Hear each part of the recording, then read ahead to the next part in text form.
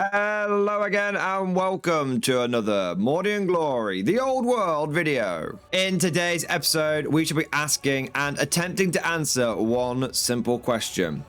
Is the Tomb King skeleton horde secretly overpowered? I know what many of you are thinking at that statement. Oh, here goes Mordy and Glory again, going with some crackpot scheme. Get back to 40k, you whacker player. Well, I have been delving into the depths of Khemri. I have been wandering the land and seeking out hidden lore, that knowledge which no mortal man should have. And maybe, just maybe, I have found a way to make the humble skeleton warrior a terrifying, undying force to be reckoned with. And with that bold statement ringing in your ears, let us arise, my warriors of Khemri, and implacably march into today's episode.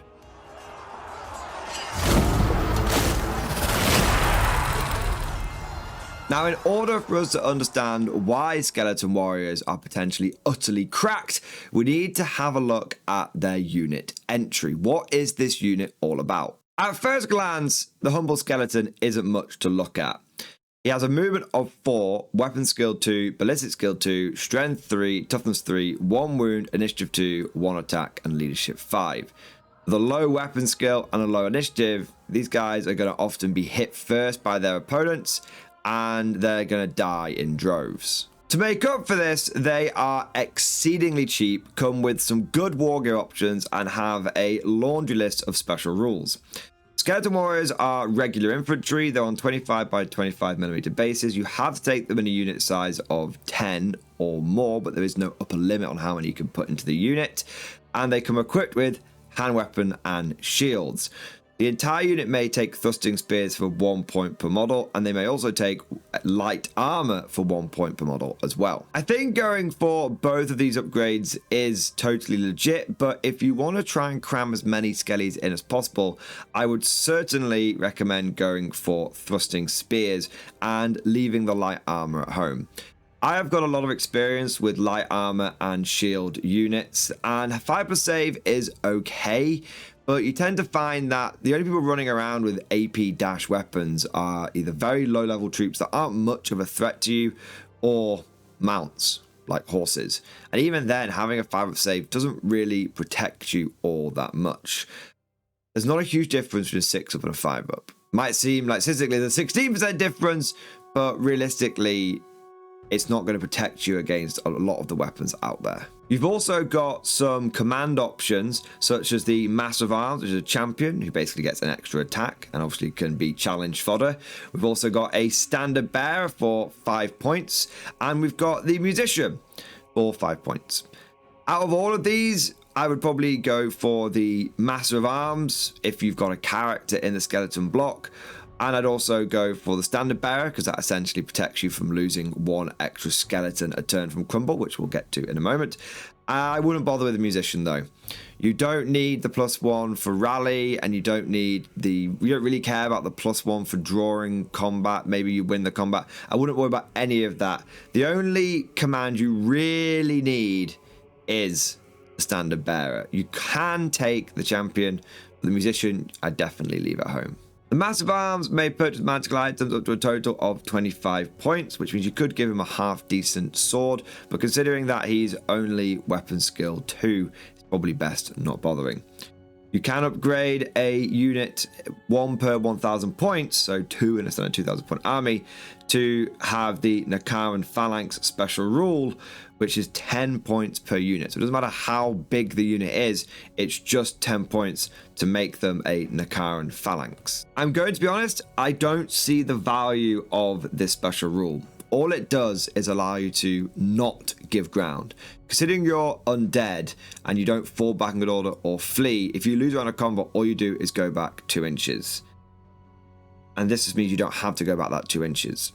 But the thing is with giving ground is when the enemy chooses to follow up, they don't count as having charged. They just move in. It's a big difference between giving ground and falling back in good order. So the only real advantage of this is if you don't want to get pushed back, you don't want to fall back 2 inches, but I don't think it's a great rule. I would leave it at home. We're trying to squeeze in as many skeletons as possible here, and 10 points is 2 more skeletons for an ability that isn't going to add a huge amount. You can also have a unit of skeleton warriors, 1 per 1,000 points.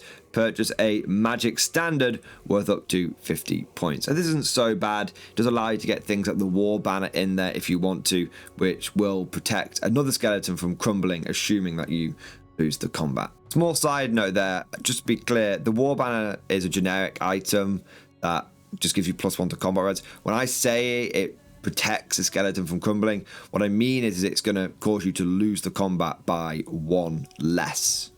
So as a result, if you do lose the combat, that's 1 less skeleton that will crumble. There's no special ability, it's just the way that crumble and combat res works, and how adding more combat res onto your unit inevitably or invariably or inadvertently, whatever the word you want to use, means that 1 more skeleton won't die. But speaking of undead, we get to the special rules.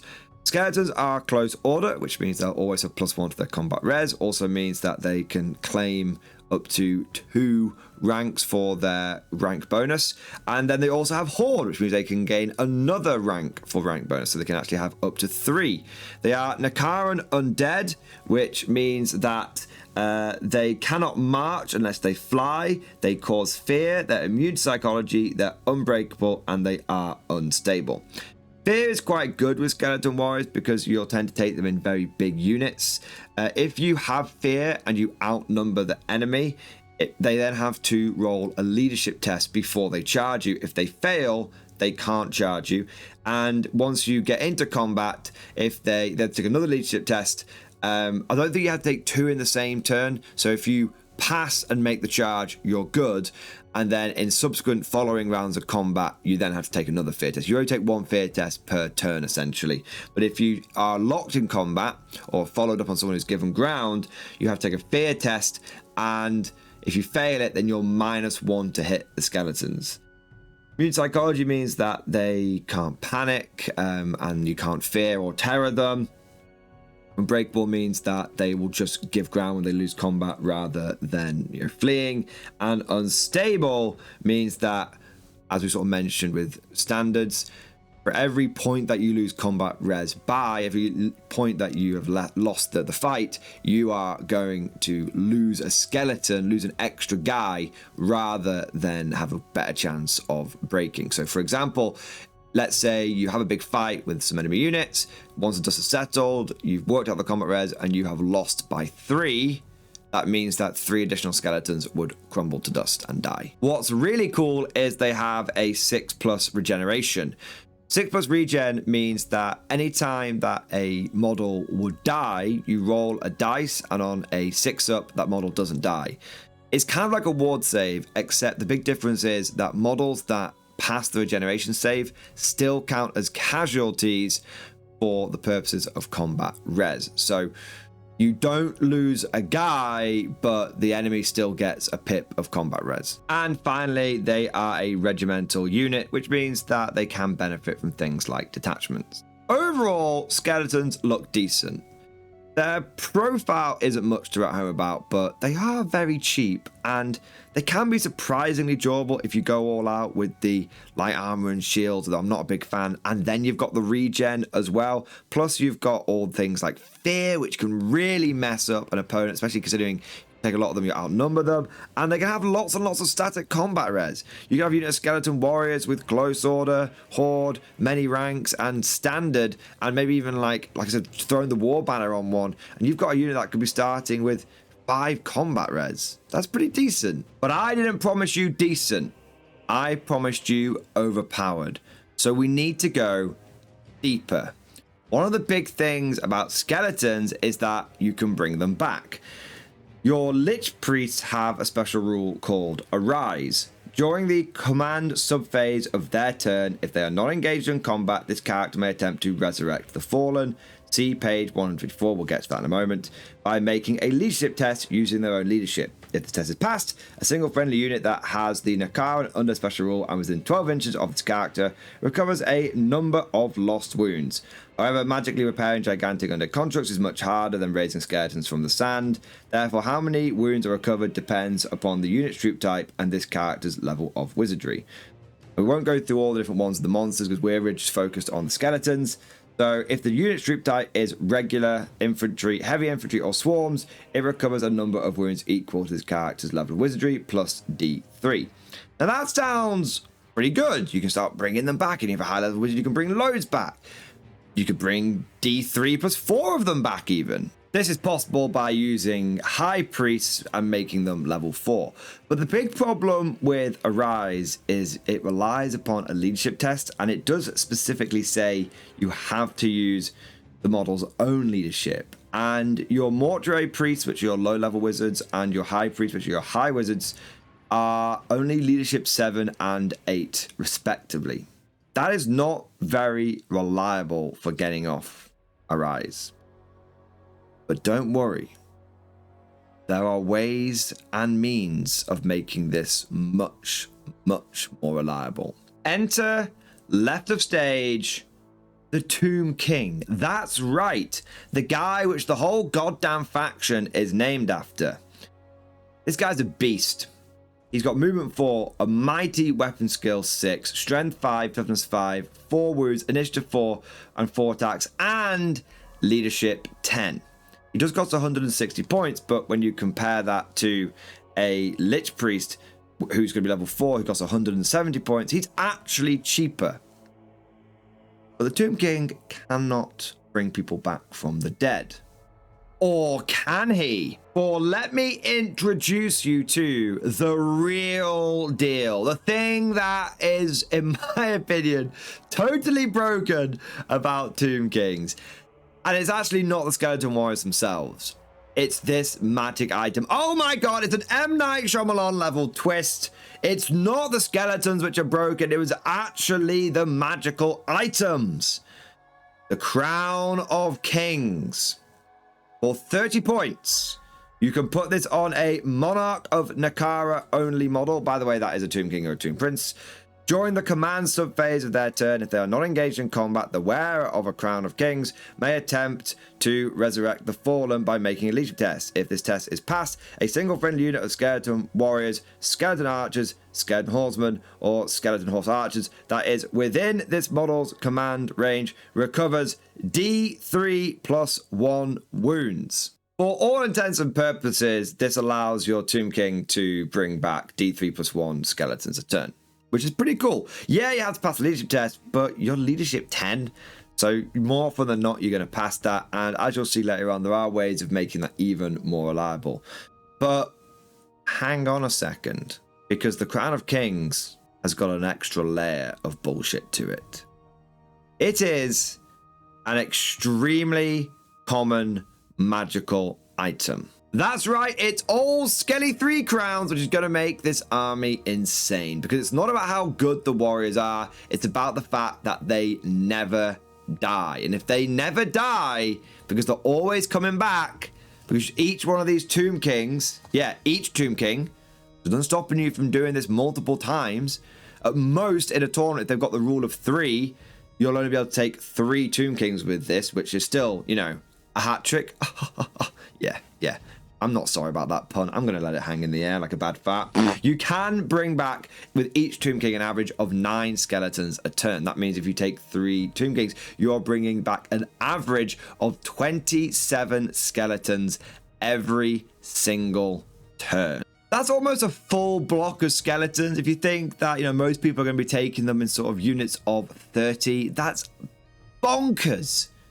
Every single time, if your opponent doesn't wipe out a unit of skeletons, they don't come in and kill every last one of them. If one guy lives, you just go and you bring them back up to almost full strength. Because here's another crazy thing about Arise. Nothing says that you can only do it on one unit once per turn.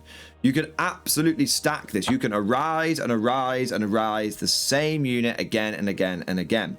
because it says a single friendly unit that with the under special rule that's within 12 inches of this character recovers a number of lost wounds. So it's each character that can arise, be it, you know, a Lich Priest or via the Crown of Kings. So they go do it once. But each unit that has lost models can have multiple characters feed into it and arise more and more skeletons. So if your opponent tries to like hit you across a wide front and kill a few skeletons for each unit, that's fine. You're still bringing back like an average of 9 each time you do this. And if they try and smash one unit and concentrate it, if they bring it down to even a single skeleton, if there are any survivors, it's going to get built right back up again. Almost or likely to undamage.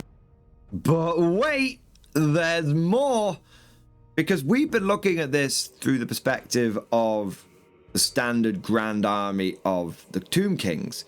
But if we go over to the Arcane Journal, there are a couple of other ways that we can really boost this. For example, you've got the Nakaran Royal Host, which has a special rule, the language of the priests. The general of Nakaran Royal Host must be a Tomb King or Tomb Prince, and for 35 points, this character may have the Arise special rule and be a level 1 wizard. If so, this character knows spells from the Law of Necromancy and must be chosen to be the army's Hierophant, even if your army does not have the highest, even if it does not have the highest level of wizardry in your army. Basically, for 35 points more, we can do another Crown of Kings, a pseudo Crown of Kings, if you will. So you can have one Tomb King in the Nakaran Royal Host who is raising 4d3 plus 4 skeletons every command phase. This model is single-handedly bringing back 12 skeletons a turn on average. Small side note, there is a tax with the Nakaran Royal Host, which is you have to take 1 unit of skeleton chariots, but considering you can take chariots in single model units, this is essentially a 43 point tax if you want to have access to the Mega King of Summoning. Also, there's a really missed opportunity with the Royal Host when it comes to their skeleton infantry cohorts. These are a special unit that the Royal Host gets, which allows you to take mixed warrior and archers. And these are actually really cool because they're also a bit cheaper than regular skeleton warriors. For 5 points, you get the light armor, the thrusting spear, and the shields, whereas to emulate that loadout in the regular Tomb King's Grand Army, it would actually cost you 6 points. Likewise, your archers are 5 points as well, and they come with the light armor and the warbows. So these look on paper like the perfect unit because you go Royal Host, you get your Tomb King with the big, summoning with the 4d3 plus 4. You get like more Tomb Kings coming in here with the Skelly 3 crowns loadout. And then you get your cake and eat it. You can have skeleton infantry cohorts which can stand and shoot and then also stab people in the face. The problem is that even though these are skeleton warriors and even though these are skeleton archers, rules as written, they are not skeleton warriors with a capital S and a capital W, and they're not skeleton archers with a capital S and a capital A. This means that the Crown of Kings does not affect them. Regular Arise does. Your Lich Priests and your King who has the Arise upgrade, but not the Crown of Kings. Because rule is written, that just allows you to bring back skeleton warriors, skeleton archers, skeleton horsemen, skeleton horse archers. I think that is a bit of an oversight. I have checked the book every which way, both the Arcane Journal and the Ravening Hordes, but rules written, it doesn't work. However, I feel like it should do. Rules intended, these are just basic skellies, and they can be arise in normal ways. I don't know. Let me know what you think about that down in the comment section. Do you think that it is an oversight, or do you think that these are royal warriors, so they're not quite as easy to bring back? Or do you think this is maybe one that should be covered in a future FAQ, hopefully? There is another army of infamy in here, which is the Mortuary Cult. This is all about bringing things back from the dead, but I don't think it's actually that much better at doing it than the Royal Host or the regular Grand Army. Here's the thing, you can't take a Tomb King, Therefore, you can't take Skelly 3 crowns. At best, you can take 2 Tomb Princes at 2,000 points. You can take 1 per 1,000 points. They can only get 1 Crown of Kings each. You can have as many High Priests or Mortuary Priests as you like. Bear in mind, well, within the 50% limit you can take on characters. And they do get to bring back 1 extra Skelly a time they use Arise, thanks to the Harmonious Incantations.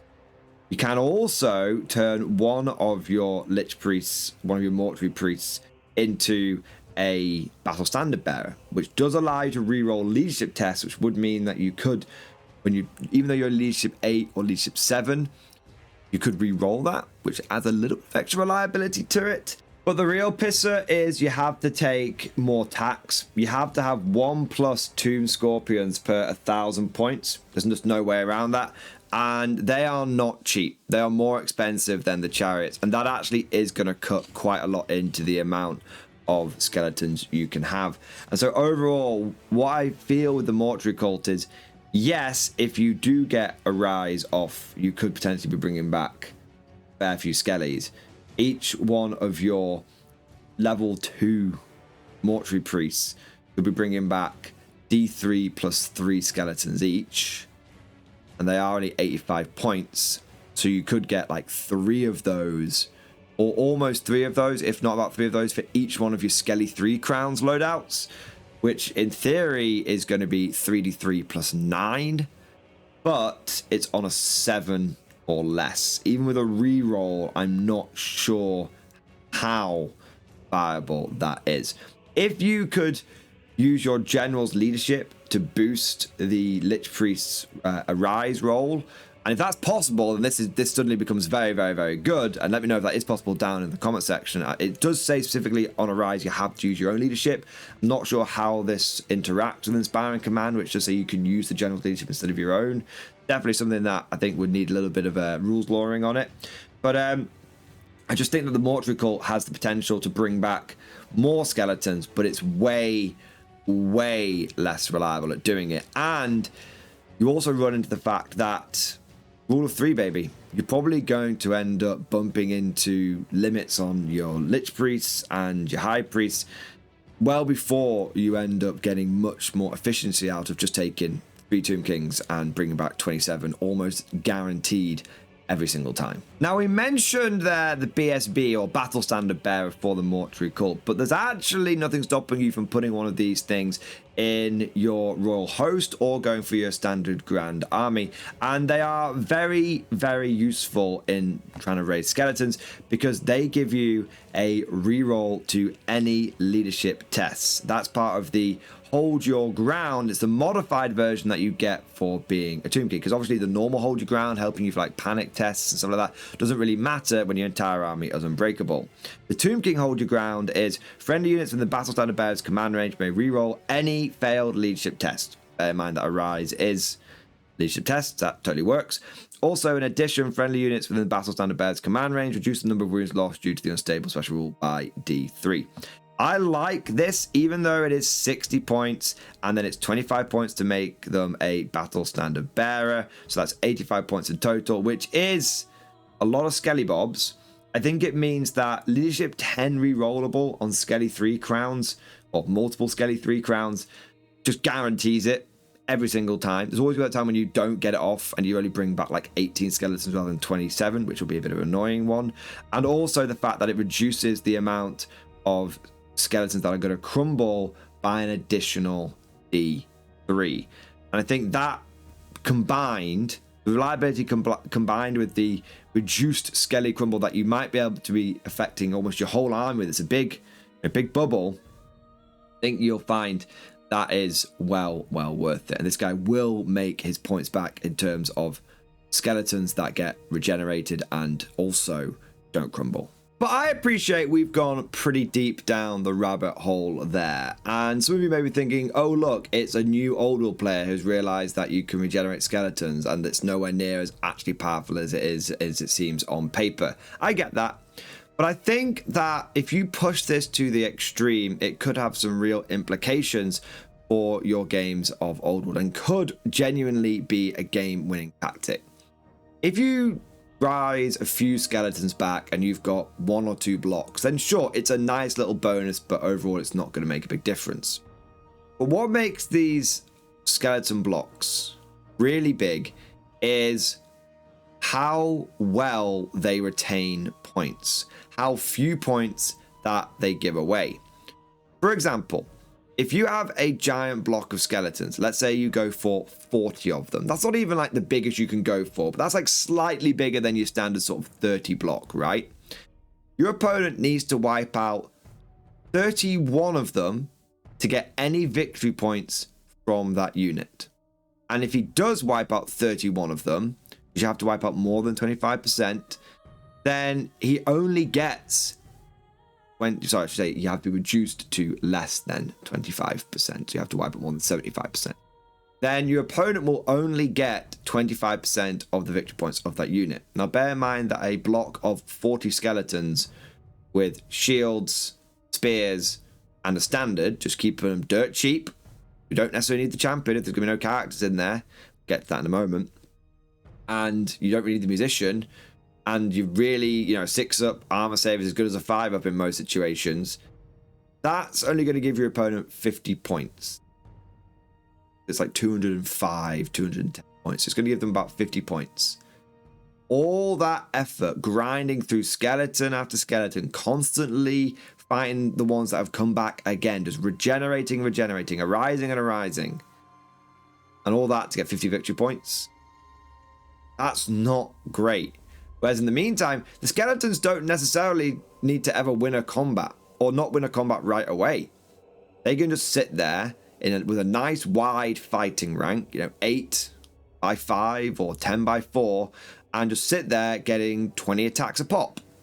Sure, a bunch of them are going to die, but even if the whole front rank goes down, they're still going to get an attacks back, and they're going to probably kill 1 or 2 of their opponents each time over the course of, let's say, 10 rounds of combat from turn 2. Let's say combat's joined and there's a combat every single player turn after that point. So after 10 rounds of combat, they're going to start grinding their enemies down, and they might even start outnumbering their enemies. They might even start causing them to have fear. They might even start breaking them because they are outnumbered by a unit that might even win combat when things really start getting into the later turns, when your skeleton blocks are still relatively healthy because they keep coming back and your opponent's units have been ground into dust. And even if you do lose a whole unit of skellies, they're only going to get 200 victory points off you. If you lose 2 whole units of skellies, they're only going to get 400 victory points off you. That's really not that much. In a 2,000 point game, only getting 400 VP. And the skeletons don't necessarily need to win a huge amount of combats. They just need to really get one lucky break. If your opponent, let's say, gets about 300 VP between wiping a unit out, maybe getting a banner, other units being below 25%, let's say that 300 to 400 victory points is what this thing is on average going to give up. Well, the skeletons only need to beat a couple of Knight Lances, a couple of Knights of the Realm, 6 strong, bit of command going on. Oh, that game's a draw now. It's not very difficult to do, even for skeletons. How deep the blocks are and how many attacks they can stab back with. You're probably going to pitch a knight or 2 from the saddle each combat, and then it's going to start getting to the weird situation where do the knights actually want to charge you? And if they don't, you see what I mean? It starts getting weird. So I think the strength of this list is that it only needs one lucky break. Your opponent charges in with some big badass character and they just have a case of rubber lances. They just fluff it. They lose the combat and you end up killing them. That only has to happen once. And you get a huge bounty of points. And your opponent is slogging through wave after wave of warriors just to get chiclets, just to get little scraplets of points, just to get something. And you only need to win one combat here and there to maybe have a big windfall. Just out of curiosity, I did throw together a list or 2 around this infinite skelly horde idea. And the numbers that you can get to are staggering.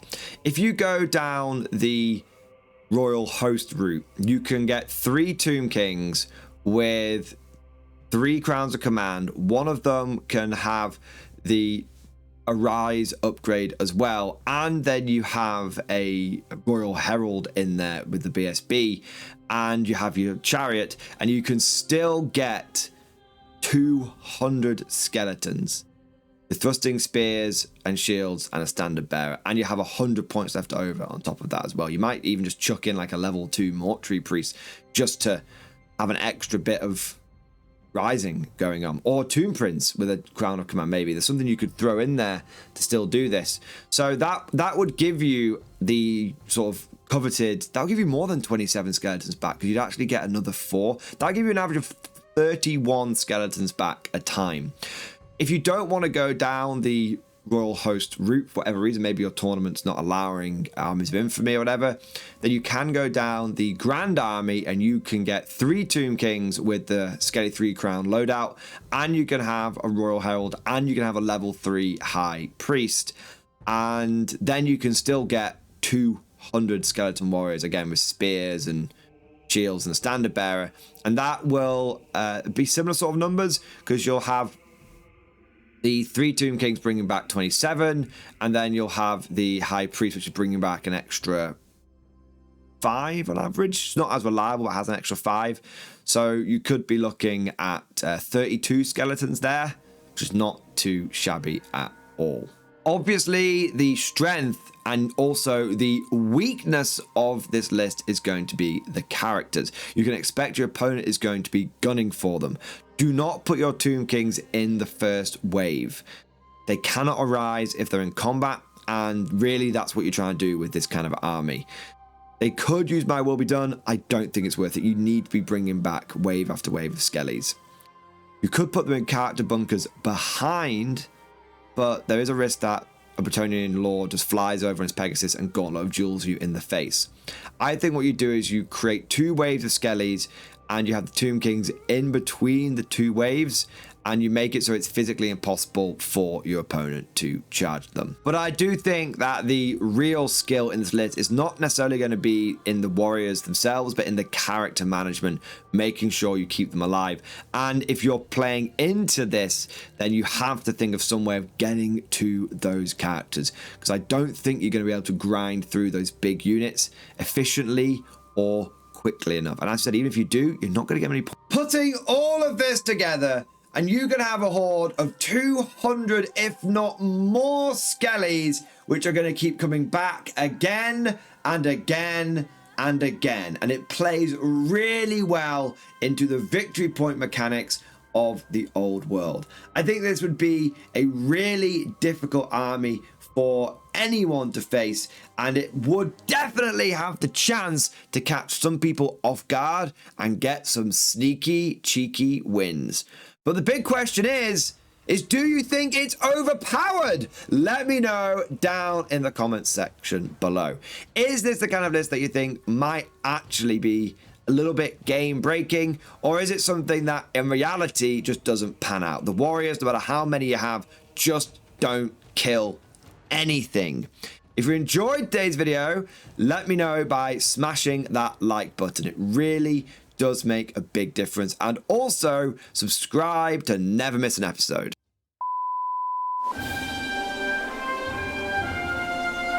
Would you like to know more? If so, then please consider becoming a channel member or patron. By supporting the channel, not only will you be doing your part, but you'll also be helping me create more content for your viewing pleasure and unlocking a whole host of perks. You get everything from a badge next to your name, custom emojis, but the big one is access to the Mordian Glory Discord server, an online community with almost 2,500 active members. It's always popping off in the MG Discord. We've got channels for army lists, hobbying, tactics, stories, and even a pretty spicy meme section as well. For all you greenhorns that wanted to see the Mordian Glory Hole, today is your lucky day.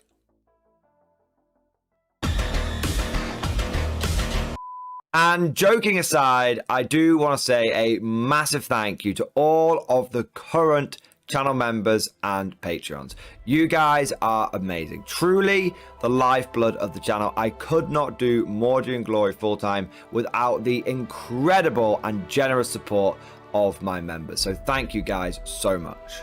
And last, but certainly not least, I want to say a personal thank you to all of my top tier Patreons. These are the War Masters, the people who have truly gone above and beyond the call of duty. So a heartfelt thank you to Alex Dengal, Bon Vert, Mad Larkin, Marcus Roberts, Mark Panconi, RJ Scorpion, Swordfish Trombone, Try Again Bragg, John Stubbs, Nick Walsh, Diesel Fox, and August Barney. Seriously guys, thank you from the bottom of my heart. Your support is incredible and it makes a huge difference. Thank you so much. That's all for now. Hope you've all enjoyed today's video, and of course, as always, see you guys next time.